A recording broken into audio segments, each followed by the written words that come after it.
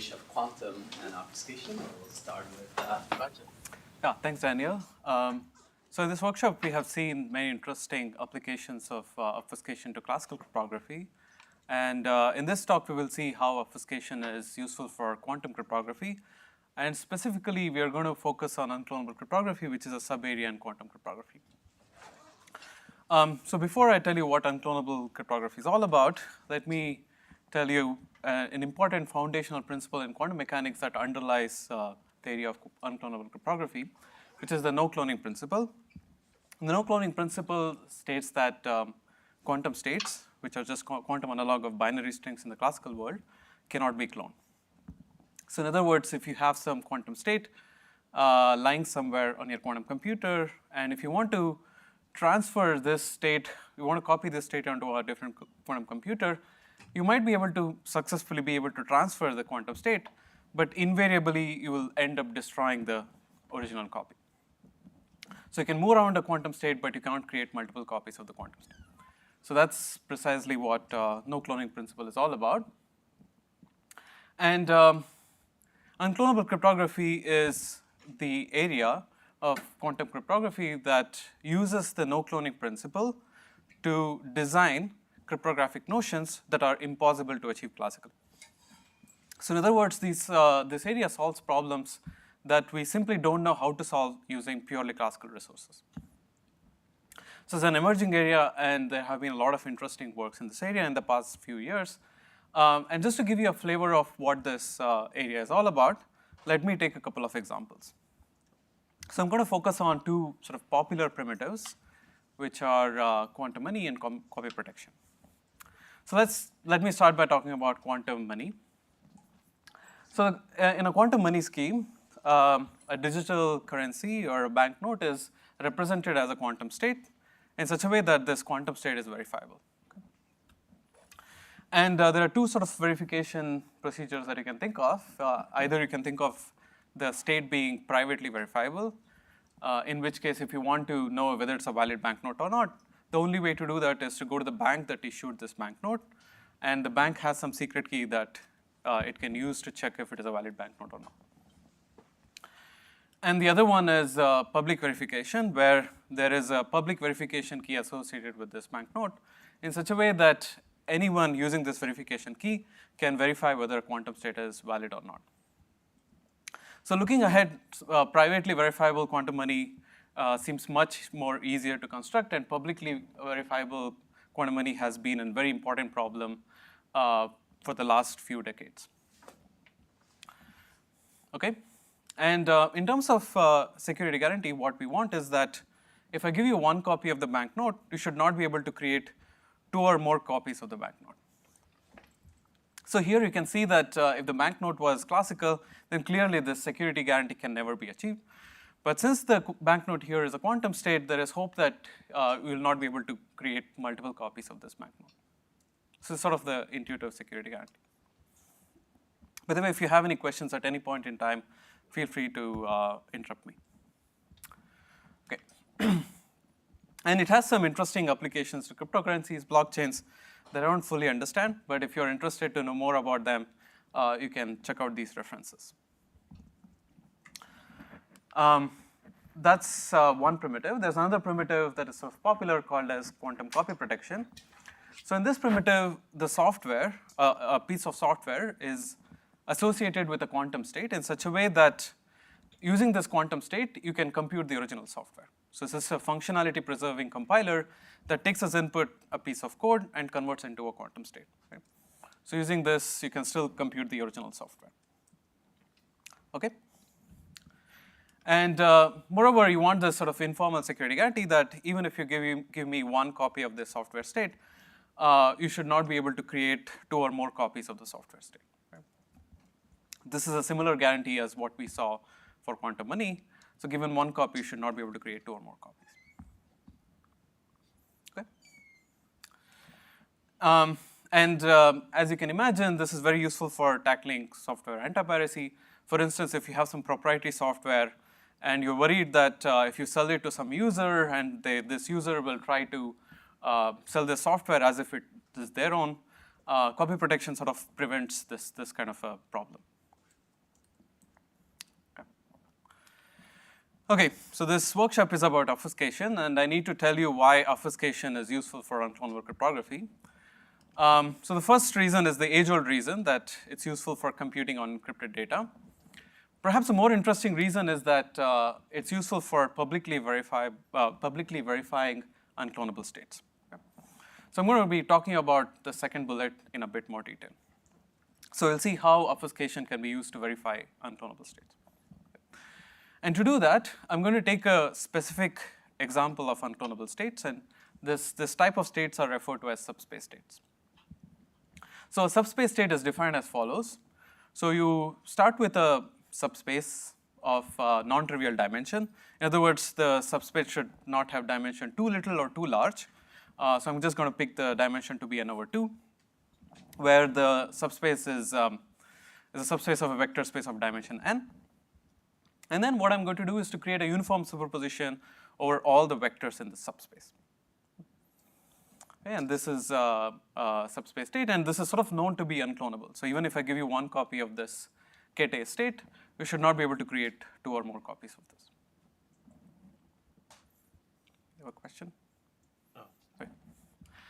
Okay, there are some interesting properties about the subspace state that I'm going to talk about. So one interesting property is that there is an efficient procedure that maps Ket A to Ket A perp, where A perp is the orthogonal subspace. Okay. So I'm going to call A to be the primal subspace and A perp to be the dual subspace. So there is an efficient mapping that maps the primal subspace state to the dual subspace state and back. And this procedure is essentially quantum Fourier transform over F2, which can be implemented by applying Hadamard in parallel. So, and Ket A perp here is just the uniform superposition of all the vectors in the dual subspace. Okay. So there are a couple more interesting properties about the subspace state. So one is that you can't sort of simultaneously recover information about the subspace as well as the dual subspace. So what you can do is given one copy of the subspace state, you can try to measure it in the computational basis, and then you're going to get a vector in the subspace. But then you sort of like lose all the information about, or most of the information about the dual subspace. And similarly, if you try to obtain information about the dual subspace, so given this state, you perform Hadamard, you're going to get Ket A perp, and then you measure, you're going to get a vector in A perp, but then you sort of like lose all the information about the primal subspace. So in other words, except with negligible probability, you cannot simultaneously recover 2 non-trivial vectors in both A and A perp. Okay. So this is a very interesting property about Ket A that is sort of useful in unclonable applications. Okay, so here is a question that we're interested in. So given a quantum state, how do you check if this state is exactly Ket A? So there are 2 things you can do. One is if you have the description of A, then you can implement this projective measurement. So this projective measurement is this rank 1 projector Ket A, outer product of Ket A with itself, and I minus outer product of Ket A with itself. So this is something that you can do if you have A. And moreover, this projective measurement is efficiently implementable using the following procedure. So the way to implement this projective measurement is, given the state, check whether every term in this state belongs to A. Okay? And then if that is the case, then perform the quantum Fourier transform, and then check if every term in the resulting state is in A perp. So if both the first bullet and the third bullet passes, then you know for a fact that the resulting state has to be Ket A. Okay. Okay. So for now, it's not clear why is it the case that this really implements this projective measurement, just take my word for it. And later on, I can explain offline why that's the case. Okay, so this private verification requires the description of A. Right? But the problem is, if I give you the description of A, of course you can check if it is Ket A or not, but then I would be violating unclonability. Because if I have the description of A, then of course I can create many copies of Ket A.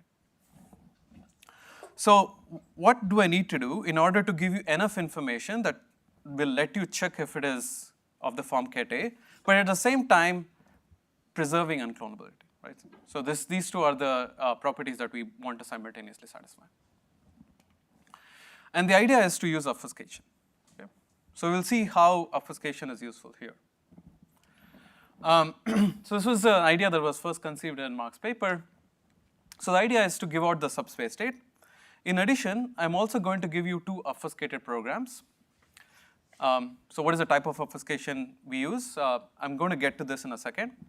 So we are going to give you two obfuscated programs. One program checks membership in A, and the other program checks membership in A perp.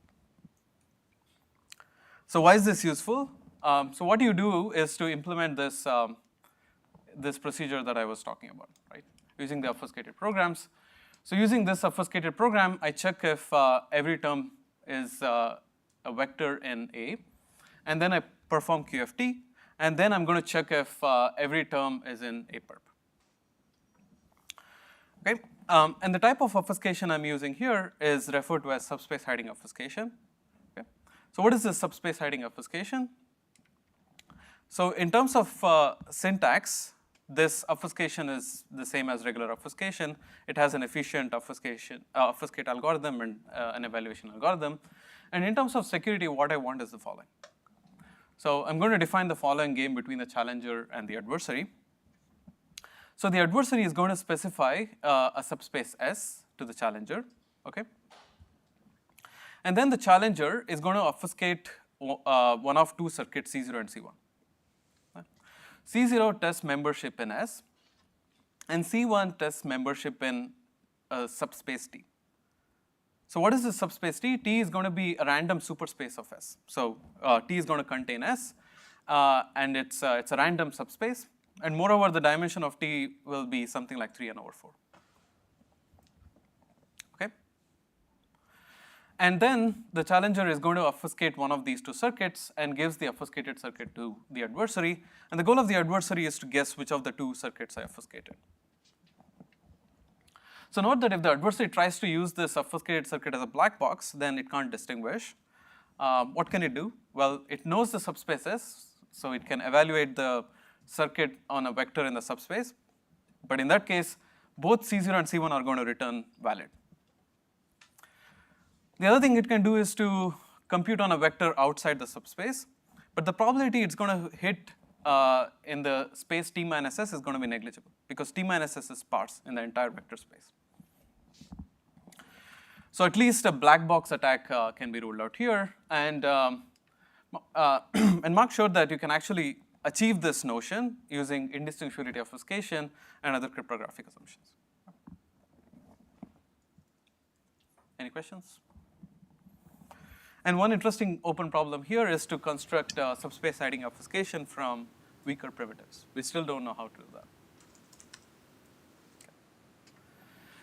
Okay, so this, as far as I know, this is the first application of indistinguishability obfuscation to unclonable cryptography. So this idea was used to construct public key quantum money from IO and other assumptions. What are the other cryptographic? So I think it's injective one-way functions. Oh, okay. Yeah. Something mild, yeah.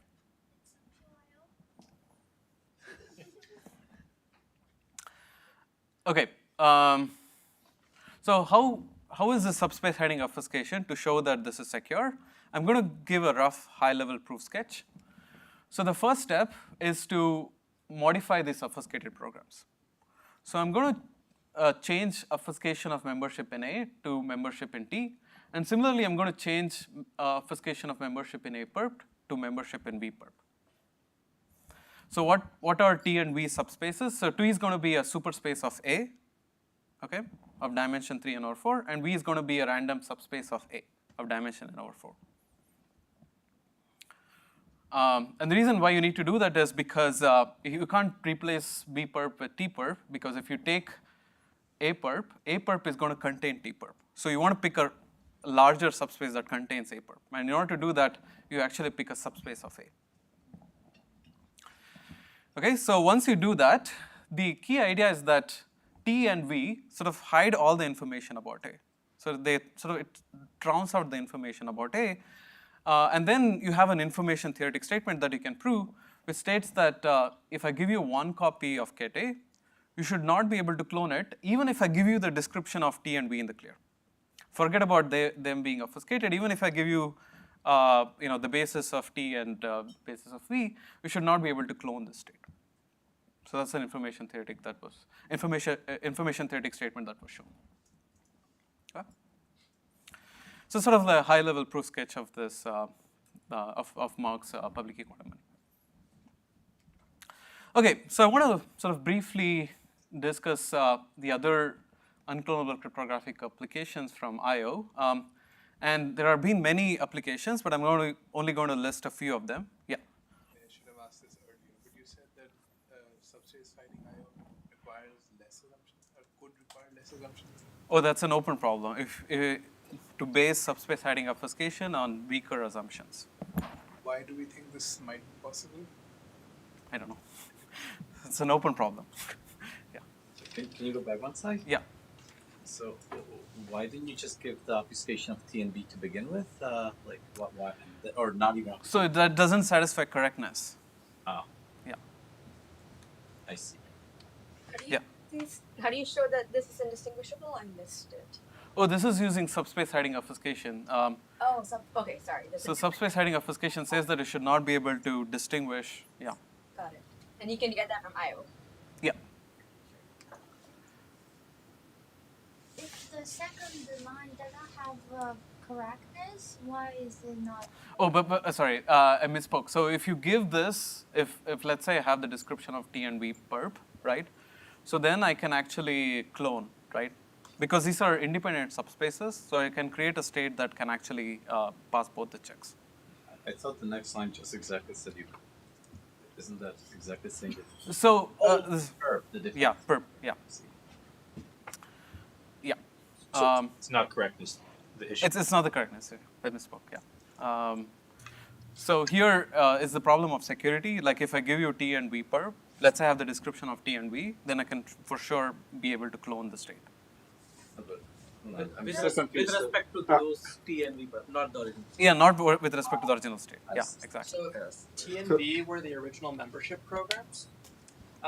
You'd have to change. Those would accept states depending on T and V, not a specific. Right. Exactly. More than just a Yeah. good Yeah. ones. Exactly. Okay. So you need to make it bigger again. Yeah, you need to make this even bigger. Oh, yes. It cannot be cloned, but then you can have things that pass. You can have. Yeah, exactly. Pass. Yeah, yeah. Okay. So the statement is, given I/O, you can construct a subspace hiding obfuscation Yes. based on I/O. I/O and injective one-way functions. Yeah. Right. Okay. So let me just list the other applications of I/O. So one application is copy protecting interesting cryptography functionality such as pseudo-random functions, signatures, and so on.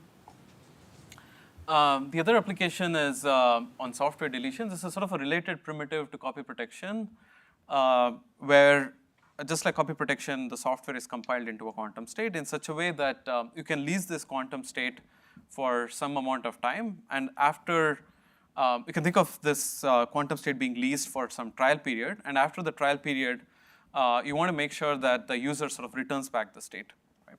Or it sort of deletes all the information about the state.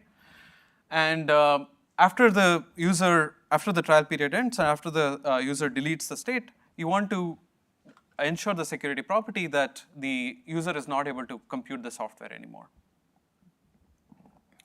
And this software deletion was also achieved using I/O and other cryptographic assumptions. And there's also a notion of unbounded leakage resilience, where cryptographic keys are associated with quantum states in such a way that you can leak arbitrary polynomially many classical bits on this quantum states. And you want to guarantee security even against this leakage. So in the classical setting, achieving unbounded leakage resilience is impossible. So if you have an n-bit secret key, if you leak n bits, clearly there is no security. But in the quantum case, if you have a n-qubit quantum state, and even if you leak, let's say, n to the 100 classical bits, there's still hope of security. And lastly, there was a recent work on constructing one-shot signatures where there's an authority who can produce a quantum state that represents a signing key in such a way that this signing key can be only used to sign once.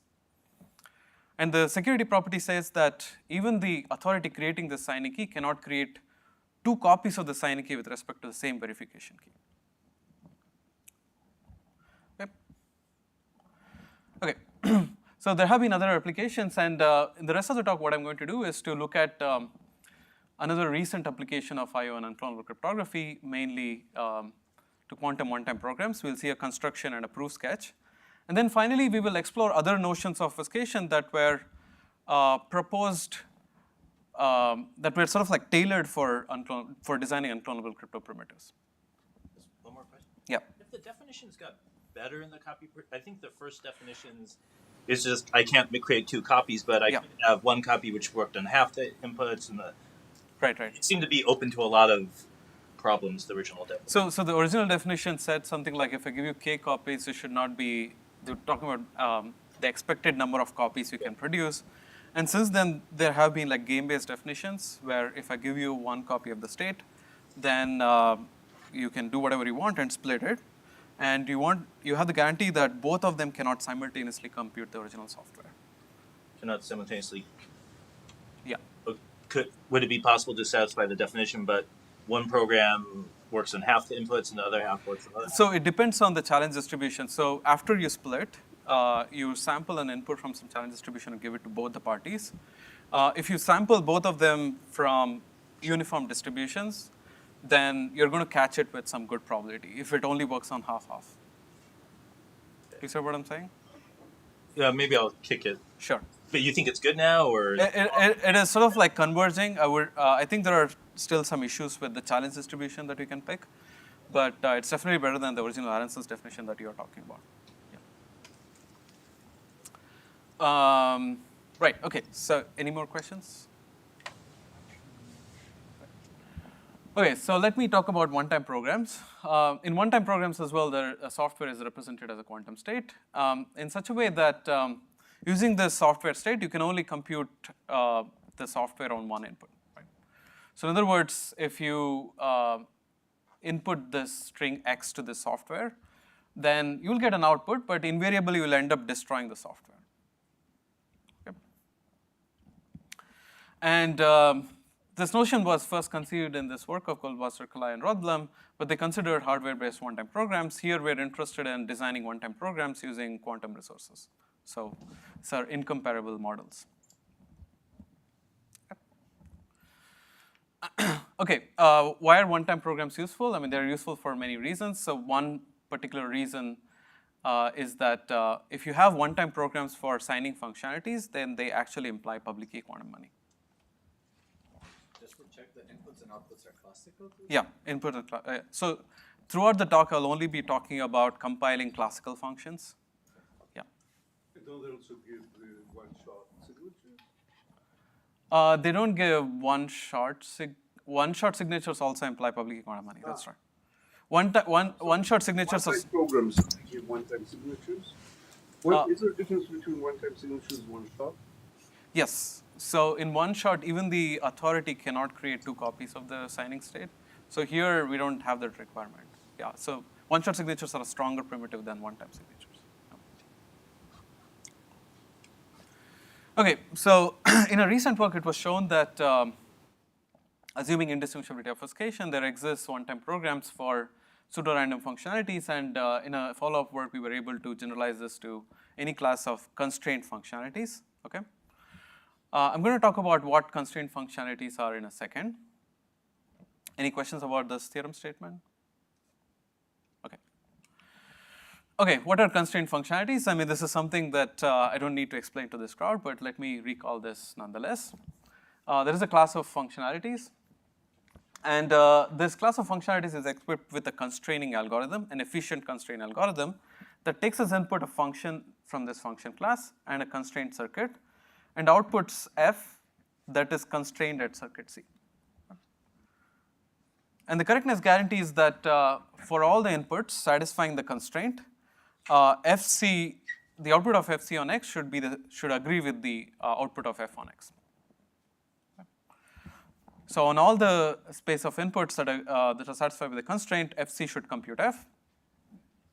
And the security guarantee says that for all the inputs that are not satisfied by the constraint, somehow the output should be hidden. Okay, the security guarantee is that even if I give you the description of this constraint function and an input X such that X doesn't satisfy the constraint, it should be computationally hard to predict the output of the function, okay, except with trivial success probability, okay, where M is the output length of F. Okay.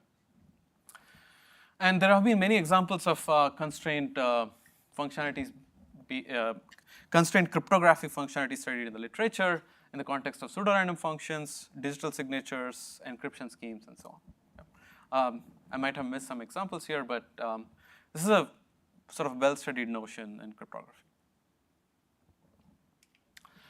Okay, so I'm going to construct one-time programs for constraint functionalities. In order to do that, I'm going to consider another type of unclonable states called as coset states. And coset states actually generalize subspace states. So if you set S prime and S to be 0, this precisely corresponds to the subspace state. Okay, so what is the definition of a coset state? So you're going to pick a subspace, again of non-trivial dimension, and two coset representatives S and S prime. Okay. So both S and S prime define two cosets. So one is the primal coset, which is A plus S, and the other one is a dual coset A per plus S prime. The state itself is a superposition over all the elements in the primal coset, okay, with some phase. And the phase corresponds to the inner product of the vector in the subspace with S prime. Okay. So you have the superposition over all the elements in the primal coset. And as in the case of subspace states, there is an efficient mapping from the primal coset state to the dual coset state by applying quantum Fourier transform. So if you apply Hadamard's in parallel, you're going to get another state, which is also coset state, which is nothing but superposition of all the elements in this dual coset, A per plus S prime. Okay? And the phase now is going to be inner product of the vector and S. Okay? Okay, so what is a quantum one-time program for a function f? So here is what I'm going to do. So I'm going to constrain f on some function c, okay? For now, don't worry about what this description of c is. It will become clear later on. And along with this constraint function, I also give you n coset states, where n is the input length of the coset state, okay? So you have one coset state for every input bit.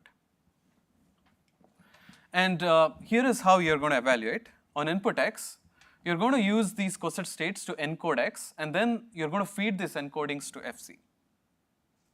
So how are you going to generate the encodings? So let me take an example. So suppose, let's say, your input is of the form 100 something something and ends with 1. In this case, you look at the first input bit. So if it is 1, extract an element in the dual coset. So you're going to perform quantum Fourier transform on this and then measure it in the computational basis. Okay? So you'll get a vector in the dual coset.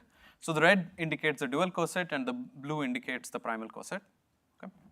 So you're going to extract a vector in this dual coset and take the second coset state, measure it in the computational basis. You're going to get a vector in the primal coset. Okay? So you do this until you get n vectors. Okay? And then what you're going to do is to feed x u1 through un into this function here. Okay? And c is going to be defined in such a way that if u1 through un were generated correctly, then the constraint is going to be satisfied. Okay? And if the constraint is satisfied, you're going to get the output of f on x u1 through un. Okay? This is a bit annoying. I wanted to actually compute f on x, but instead I'm computing f on x comma u1 through un. But it turns out that this is sort of like necessary. We know that quantum one-time programs for deterministic functionalities is impossible. So somehow, no matter what you do, you're going to pick up some randomness in the process, and this randomness is going to show up in the output. So that's why you end up with. It's unconditionally impossible. Like there's an unconditional result that says that it's impossible. But what sort of high? I can even tell you the proof. The proof is Okay, maybe the proof will explain. Yeah. But what I mean is that there should always be a certain probability that you're not getting what you want. The reason I'm saying it's impossible is because if you have a quantum one-time program for deterministic functionalities, then I'll be able to obtain 2 input-output pairs, which sort of violates the security of one-time programs. And the way to the reason why this is impossible is because given the one-time program, you can sort of like coherently compute in such a way that you can extract an output. And since this output is sort of deterministic, you have not actually disturbed the state, which means that you can go back and compute on one more input. So that's why you're deterministic. One slide. Yeah. One more. So this U1 to UN, these are elements, right? These are vectors in the, yeah. These are what you measured in the classical? Yeah, this is what you measure in the appropriate basis. And they do look like uniform strings, right? So they do look like uniform strings, exactly. From the right distance. Exactly. They do look like uniform strings, yeah. Because of the shifts? No, because all the subspaces are picked uniformly at random, okay? So all these are independent subspaces, they're all picked uniformly at random, right? So then if you measure these random subspaces, you're going to get random vectors, right? A's are not public. A's are not public at all. Yeah, so you're generating them as part of the one-time program, and you're only using it once. But also because the shift is uniform, right? Also shift is uniform, yeah. Somehow this constraint needs to know A's though, right? Yes, I'm going to come back to that in a second, yeah. Okay, so hopefully it should be clear why this annoying thing is necessary here. Yeah. Prabhanjan, if I remember that impossibility, if you relax the correctness condition to, let's just say, constant or something, then technically that's impossibility doesn't work, right? So what if you relax the correctness condition of the program itself and then try to do something? You can still obtain 2 outputs with non-negligible probability. I see, even 1 over. Yeah, even if you have a non-negligible correctness error, you can still obtain 2 outputs with non-negligible probability. Yeah. I also have a question about this impossibility. So you can reverse the output because the output remains quantum state, or. So here the output is a classical output. Yeah. So you can sort of measure the classical output. Yeah. You have not disturbed the state. Yeah. So it destroys. It doesn't destroy the state. I see. Yeah, that's why you can go back and then. Yeah. So what is the definition of randomized functionality? It's finding x is a distribution, f of x is a distribution of high entropy. Yeah, exactly. So here we are going to come up with some security notion that we can achieve. Okay. So I'm going to now state the security definition. There it might become clear what it means for this to be random.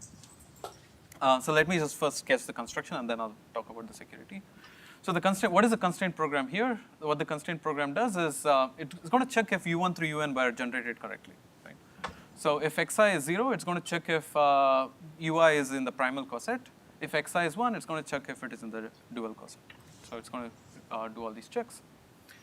The problem is that in a constraint program, we need not hide the constraint, and the constraint itself has the description of AIs, and that could be bad for unclonability, right? So in order to fix this problem, what you can do is you can actually obfuscate these membership programs here. So instead of giving the description of AI, SI, and SI prime in the clear, you're going to give obfuscated programs that check membership in these. Okay. Okay. So what is the security guarantee that we want? The security guarantee we want is that given one-time program f, we should not be able to produce 2 input-output pairs. Okay?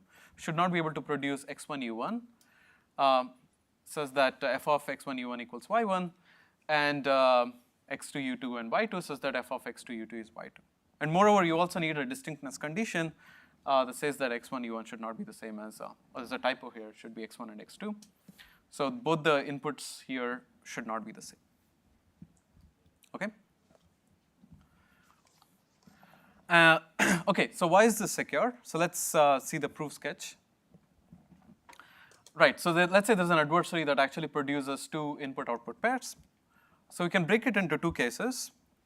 The first case is when both the inputs satisfy the constraint C. And the second case, we have at least one of the inputs don't satisfy the constraint C. Right. So if let's first talk about the first case. If both the inputs satisfy the constraint C, then we can break what is referred to as computational direct product hardness property, which says that even if I give you one copy of the coset state and membership programs, you should not be able to produce two non-trivial vectors that are either both of them are in primal, both of them are in dual, or one is in primal, the other one is in dual. So it's not possible to produce two vectors satisfying these three conditions. Okay, and since both the inputs satisfy the constraint, it has to be the case that both of them are valid coset, valid elements in the coset, and so they are going to violate the computational direct product hardness property.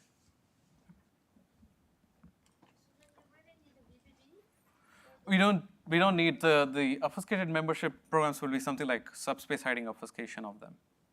Yeah.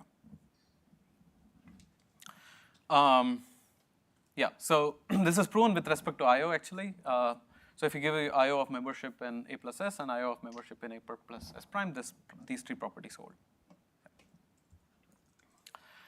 Okay, so the first property follows from computational direct product hardness property. What about the second case? In the second case, at least one of the inputs need not satisfy the constraint. But what is going on here? So at least one of the inputs don't satisfy the constraint, but at the same time, the adversary is able to predict the output of the function on this input. So this breaks constraint hiding security. Oh, constraint security. Okay. So, you have a question? Yeah, since these two are the only possible cases, the security of one-time programs hold. Right?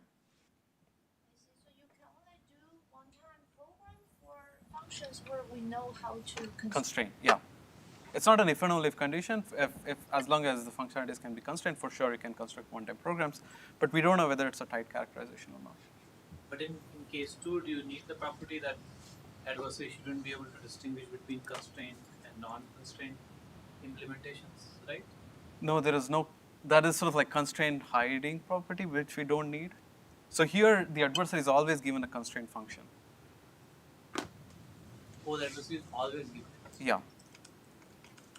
Yeah. Somewhere you didn't use anywhere about where it's constrained, so why just not constrained at nowhere, which would be like the trivial constraint function? It's not that's. Oh, if you don't constrain anywhere, then I can't argue case 1. Right? Somehow, I need to argue that the adversary is not able to produce two inputs that both satisfy the constraint. So when you say don't constrain any, I can think of this as a constraint that always outputs 1, right? So 1 means like you are able to evaluate, right? Yes. Yeah. So if I'm able to produce two inputs that both satisfy the constraint, then I want to show that it violates direct product hardness property, and I can't do that if the constraint is an empty circuit. It's an identity circuit that always outputs 1. So what kind of constraints do you need? Like. Oh, I explained the constraint is this constraint program here. Ah, I see. That checks membership and A plus S. And yes. Yeah. What type of functionalities do you support? Any functionalities that can be constrained. Any efficiently implementable functionalities that can be constrained. Any F that can be constrained. Yeah. So could F, but it can't ignore U1 through UN because then it. Sorry, what do you mean? So this U1 through UN is showing up in this as an input to the constraint program C. F is arbitrary. But F is operating on X along with U1 through UN. That's right. That's right. So as long as this constraint program is satisfied, then the output is going to be F of this input here. Okay. I guess you need the functionality to be able to support any constraint. Yeah, you need constraint belonging to this constraint family. So there are no restrictions on the function family. There are restrictions on the constraint of the family of constraint circuits. So they need to, for now, just think of it as P/poly, but you don't need it to be P/poly. So I can think about if f is constrained PRF. Yeah. Then what I'm allowed to evaluate is, for once, evaluating this PRF on some input x concatenated with Some random. u another Yeah. random I don't have control of. Exactly. Exactly. Okay. Yeah, hopefully this proof is sort of, brief sketch is sort of clear. So the the remaining part of the talk, I'm going to talk about other notions of obfuscation that is relevant for this notion. Yeah. So two questions. Why do we need them to be coset states and not just subset states? The reason why you can't use subspace states is because this sort of computational direct product hardness property that we need is not actually satisfied if you just use subspace hiding. And here, what goes wrong is if f is deterministic. Like, I mean, I get that there's an attack, but Yeah. this proof, where does it break down?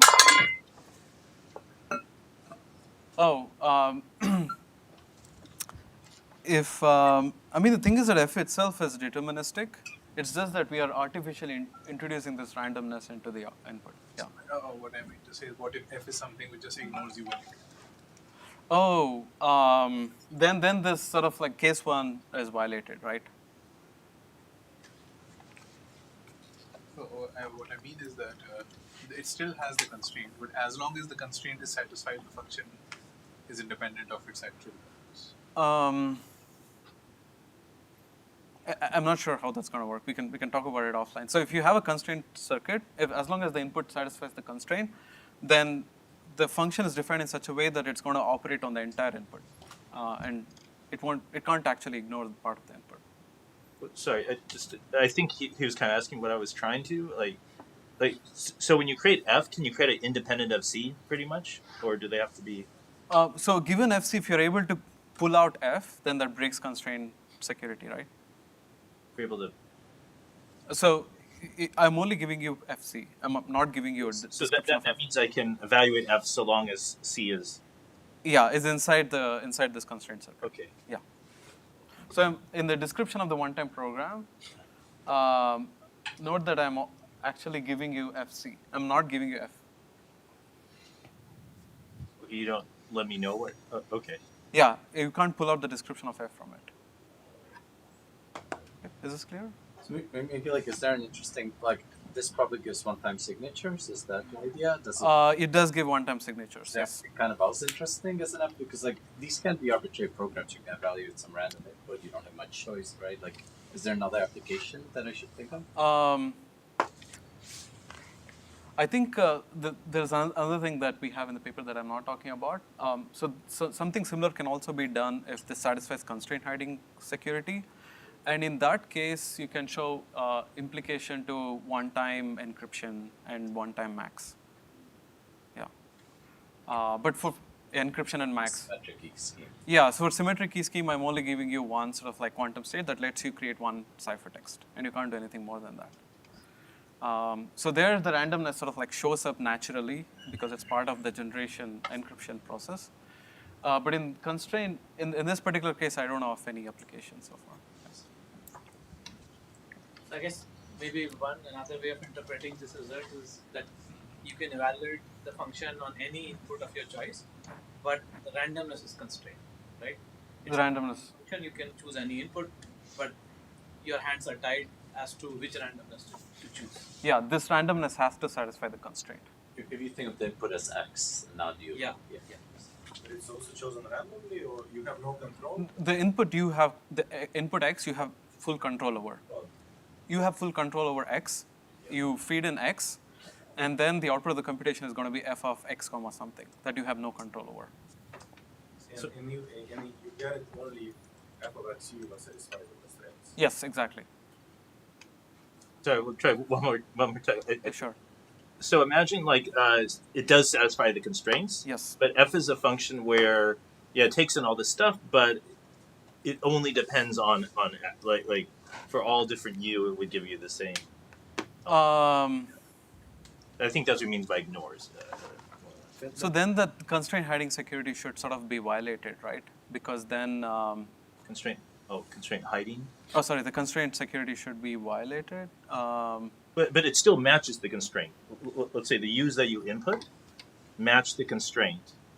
Right. But I the see. function But itself. then you are allowed to compute the function output on U that is not in the constraint. Right. Exactly. Because they're all the same. Yeah. So that's why constraint security is violated, because you can, given just one output, now you can, the same output will also work for f of u x comma u prime, where u prime is not satisfied by the constraint. Yeah, the security says that you shouldn't be able to evaluate it on any other. Yeah. Doesn't satisfy the constraints. It has to be an unpredictable function. Yeah. It's a function of x and u. Okay. Yeah, so somehow the constraint security already has this baked into it. Okay, so in the remaining time I have, so I'm going to talk about the other notions of obfuscation that are relevant for unclonable cryptography.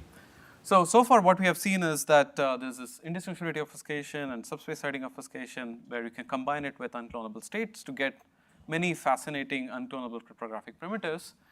The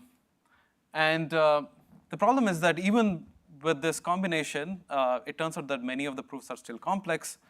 If you read some of the papers, you'll see what the page complexity of these papers are. And despite having this heavy hammer, many of the problems are still open. Like for instance, can you characterize the class of functionalities for which copy protection exists or one-time programs exist? So still not like very clear. And there are also other unclonable primitives like unclonable encryption that I didn't talk about. We don't know the existence of this even assuming IO or subspace hiding obfuscation. So the question is, are there other abstractions? IO is a very good abstraction. The question is, are there other abstractions that might help us break these barriers and make progress in unclonable cryptography? Right, so what we have been doing so far is like viewing this obfuscation component and the unclonability component separately. Instead, what we are going to do is to sort of like combine both of them together. Okay, so and that's what we did in the recent work. We sort of like combined both these different concepts together, and we got a new notion of obfuscation called as unclonable puncturable obfuscation. And why did we come up with this new abstraction? So let me first explain this abstraction, and then we will talk about why this is necessary. So at a high level in this abstraction, you have a function, and you can map it using the obfuscation algorithm to a quantum state that is functionality preserving. And moreover, at a high level, the security property that you want to satisfy is the following. Any efficient non-local adversary, if it is not clear what non-local adversaries are, I'm going to get back to this in a second, should not be able to distinguish obfuscation of a function versus obfuscation of a function punctured at a random point. Okay? So this is sort of the high-level informal security property. And let me give the security experiment. So in this security experiment, you have an adversary that declares the circuit C. And then the challenger picks a challenge bit that decides which of the two circuits to sort of obfuscate. And then it also picks a random input x. This is the point at which the circuit is going to be punctured on. And it's going to obfuscate one of these two circuits. Either the circuit is the original circuit C, or it is C1, where C1 is obtained by puncturing C at x. Yeah, just think of it as bottom, but in the paper we also consider other notions where we can program the output on the punctured point to be whatever you want. The adversary can declare whatever it wants, and we can also define that notion. And then the challenger obfuscates one of these two programs and sends it to the adversary. So the adversary, what it does is creates a bipartite state and sends one part to Bob and the other part to Charlie. And then both Bob and Charlie get the punctured point x, and then they output their best possible guess of the bit b. So just to understand why this is sort of like, where is the quantum part coming here? So suppose, let's say, there was a classical description of the obfuscated program here. So then what I can do is to share the obfuscated program to both Bob and Charlie. And then Bob can evaluate the obfuscated program on x. If it was not punctured, then it will get something valid. If it was punctured, it's going to get something bought. And then using this, Bob can distinguish, and similarly C can distinguish as well. So since the obfuscated program is a quantum state, what Alice can do is maybe it can give it to just Bob, then Charlie will output the best possible guess, or maybe it gives the entire state to Charlie, in which case Bob outputs the best possible guess, or maybe it does superposition or both. You're emphasizing that A does not know X when it shares. Exactly. It's very important that X is not known to A. Exactly. So X is only revealed later on after the splitting phase. And the winning condition is if both these bits agree with P, and the security property says that the probability that the adversary wins is at most half plus negligible.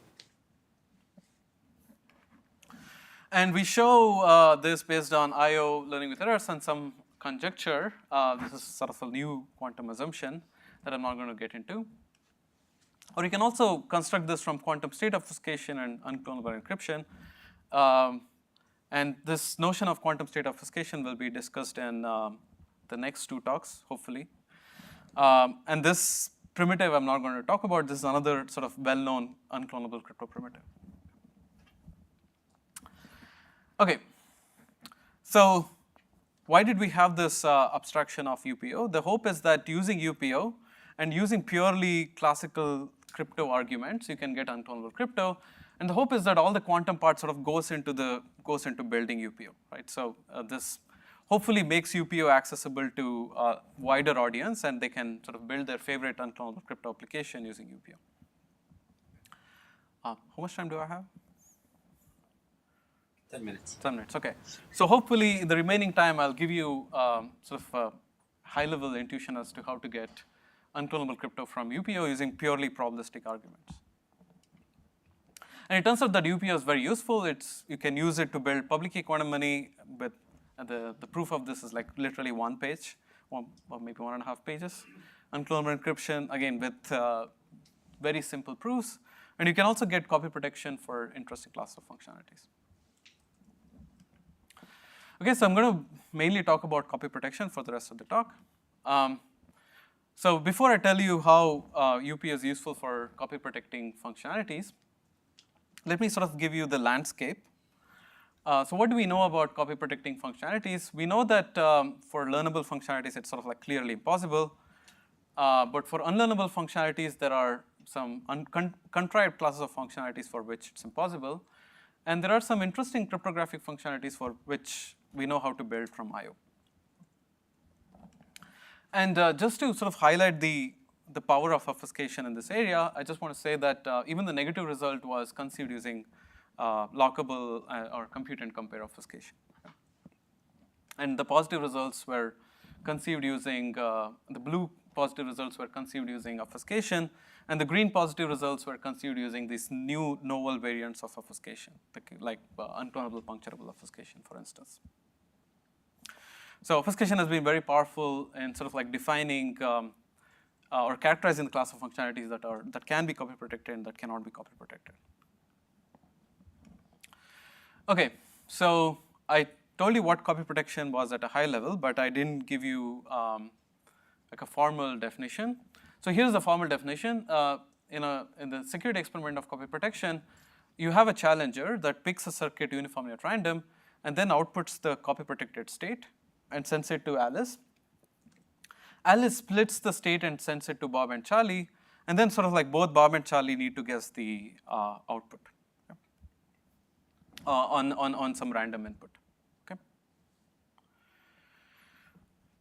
Okay. Any questions about this definition? So this is sort of the. What happens if C is mostly zeros? You know, like so, like a point function style. So for point functions, this needs to be defined slightly differently. For point functions, the way it is defined is you either give the point with probability half or something random with probability half. So here I'm considering, let's think about PRS for now, just as an example. But for other functionalities, you have to be a bit more careful. That's a good point. Right. And the winning condition is that the outputs need to agree with C of X. And we sort of like consider functionalities that have long outputs, and these are called as like search functionalities. Here, we want the success probability to be negligible. So Prabhanjan, I mean, this is pretty cool. I mean, assuming you construct it, but somehow it doesn't seem to capture fully what we want for copy protection, because conceivably, maybe we can project with this probability I have both of them compute outputs of like 300 inputs simultaneously. I think that was this question that Brent asked earlier. So it depends on the challenge distribution here. So suppose, let's say, B can compute on the first half and C can compute on the second half. So in this case, so the probability that both of them simultaneously win is actually going to be 0. Yeah, right? Because here we want the simultaneous success probability, right? So here, of course, B can compute on the first half, but then Charlie is going to fail. And in the second half, Charlie is going to win, but B is going to fail. So if you don't define the challenge distribution correctly, then that's bad. Yeah. But I guess what Brent was saying is that if B can compute on the first half and C can compute on the second half, that's not entirely satisfactory, right? But so in this case, the success probability is negligible if that's where that happens, right? Because X is picked, it's the same X is given to both Bob and Charlie. So if B can compute on the first half, then B will win, C will not win. So that's bad, right? That means they don't win the game, but they do something bad. yeah, I mean that means that it's secure according to this definition. But it shouldn't be. But maybe we don't want that to satisfy. The other challenge distribution that you can consider is where you pick independent inputs to both Bob and Charlie. Right? If you pick independent, that's why I was talking about the challenge distribution earlier. So if you pick independent inputs to both Bob and Charlie, then you're going to catch them with good probability, right? Like so, then the probability that Bob is going to win is going to be half, and then Charlie is going to win. So it's going to be 1/4 then. It's a different notion. Yeah. So the challenge distributions matter a lot. Even in the example that Moni brought up, the challenge distributions matter a lot. I don't want to get into the specifics here, but if you define the challenge distribution appropriately, then this sort of like captures the intuition of copy protection. Yeah. Any other questions? Okay. We talk about copy protecting puncturable functionalities. Puncturable functionalities is a special case of constraint functionalities, where the constraint circuit is of a special form. The constraint circuit has some secret, or not secret input, some fixed input X star. And it's only going to accept, the constraint is only satisfied if the input does not match X star. Okay, C of X is 1 if and only if X is not X star. And if you puncture F on a random point, on a point X star, then F of X star can be computed on all inputs that don't agree with X star. And you can similarly define puncturing security. It should be hard to predict the output of the function on the punctured point except with trivial probability. Okay, so I don't think I'll have time to talk about how to copy protect puncturable functionalities. I mean, the construction is literally just obfuscate F, and that itself works. And the proof is also not that difficult. You just do a simple reduction to UPO. And there are some probabilistic arguments that you need to do to sort of like make this work. But you don't need to know anything related to quantum to show the implication. Yeah, so this is for search functionalities. For 1-bit functionality, you have to do a bit more work to show the reduction. Again, just very simple, basic probabilistic arguments. You don't need to do anything fancy. And the remaining time I have, I'm just going to like briefly talk about other notions of UPO you can consider. So in the UPO definition we saw, you sort of like puncture an input, or puncture the circuit on some input, and you give the same input to both Bob and Charlie. Here we sort of like pick the inputs uniformly at random for both Bob and Charlie, and decide to puncture the circuit from the uniform distribution. So you either, with probability 1/4, you give the original circuit. With probability 1/4, you puncture it only on the Charlie's point. With probability 1/4, you puncture only on Bob's point. Otherwise, you puncture on both the points. And it turns out that, yeah, again, you can similarly define the security property. It turns out that you don't need this like new quantum assumption to achieve this. And we show how to sort of like achieve puncturable functionalities without this new conjecture, right, that we had in the previous work. Okay, so this was sort of fast, but let me conclude with sort of the important open problems in the area. It should be now clear that program obfuscation is a very powerful tool for unclonable cryptography, and many notions of obfuscation, those that came from the classical crypto literature and those that were developed as part of unclonable cryptography have been very useful.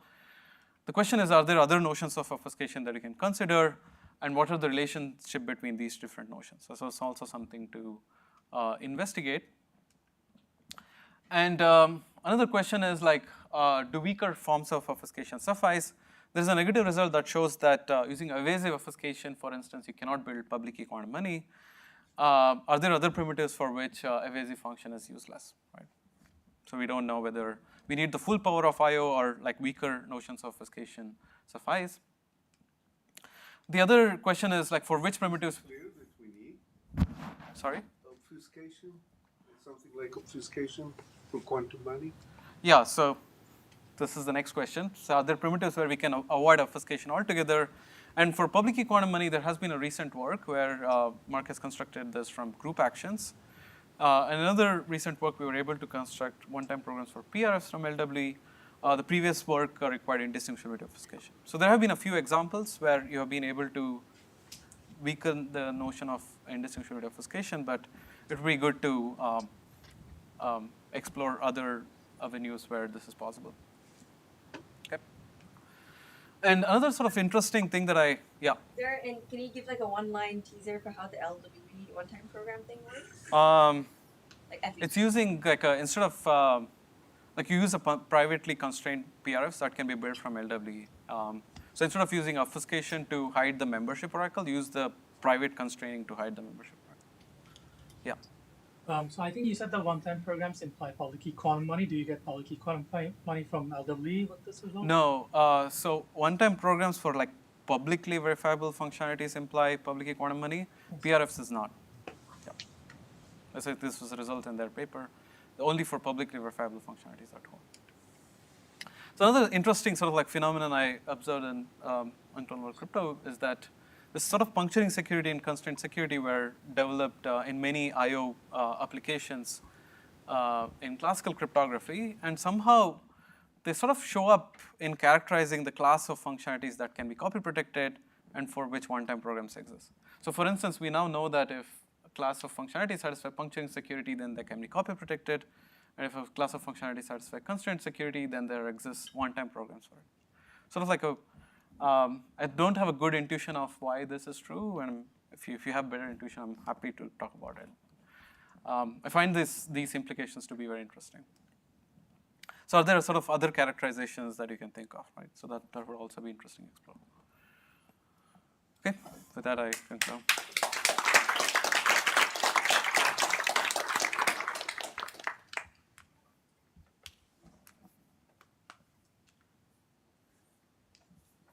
So we have a break now. Have an hour. Yep.